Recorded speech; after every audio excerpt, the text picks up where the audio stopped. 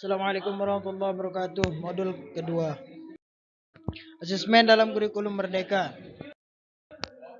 A. Konsep asesmen dalam kurikulum merdeka. Dalam kurikulum merdeka, penilaian menggunakan istilah asesmen yang diartikan sebagai proses pengumpulan dan pengolahan informasi untuk mengetahui kebutuhan belajar, perkembangan dan pencapaian hasil belajar peserta didik. Kurikulum merdeka menekankan pentingnya keterpaduan pembelajaran dengan asesmen, terutama asesmen formatif, sebagai suatu siklus belajar. Prinsip-prinsip pembelajaran yang digandengkan dengan prinsip-prinsip asesmen mengindikasi pentingnya pengembangan strategi pembelajaran sesuai dengan tahap capaian belajar peserta didik, atau yang dikenal juga dengan istilah teaching at the right level.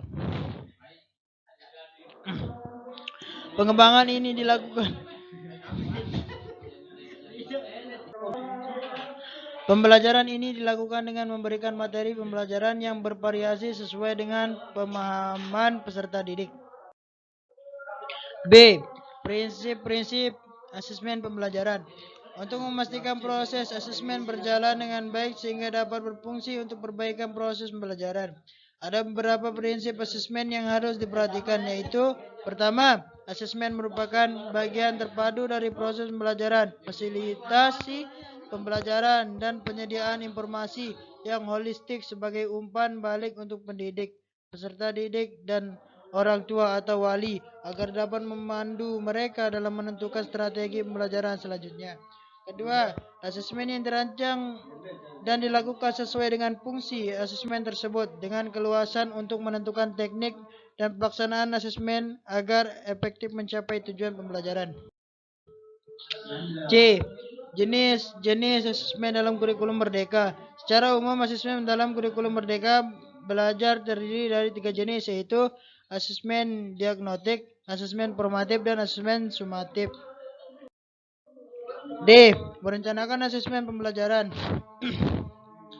Apabila pendidik menggunakan modul ajar yang disediakan, maka ia tidak perlu membuat perencanaan asesmen. Namun bagi pendidik yang mengembangkan diri secara pelaksanaan pembelajaran dan atau modul ajar, maka dia perlu merencanakan asesmen formatif yang akan digunakan.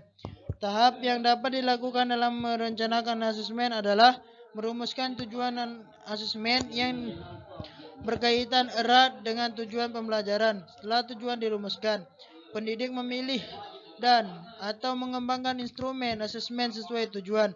Beberapa hal yang perlu diperhatikan dalam memilih mengembangkan instrumen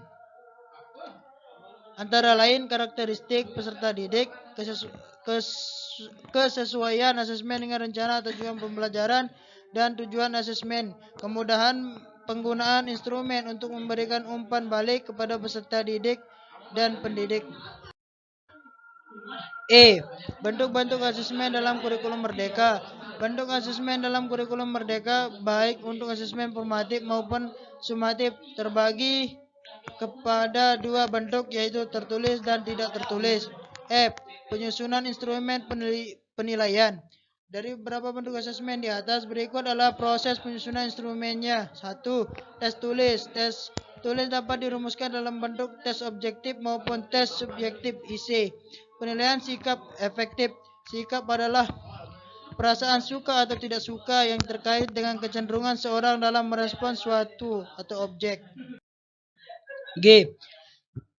Refleksi dan tindak lanjut pembelajaran dan asesmen tanpa umpan balik hanyalah data administratif yang kurang bermanfaat untuk peningkatan kualitas pembelajaran dan asesmen. Hasil asesmen peserta didik pada periode waktu tertentu dapat dijadikan sebagai umpan balik bagi pendidik untuk melakukan refleksi dan evaluasi. Asesmen terhadap perencanaan pembelajaran dapat dilakukan dengan cara sebagaimana dalam Mendikbud nomor 16 tahun 2022 sebagai berikut. 1. Refleksi diri terhadap perencanaan dan proses pembelajaran. 2. Refleksi diri terhadap hasil asesmen yang dilakukan oleh sesama pendidik kepada satuan pendidikan atau peserta didik. Terima kasih. Assalamualaikum warahmatullahi wabarakatuh.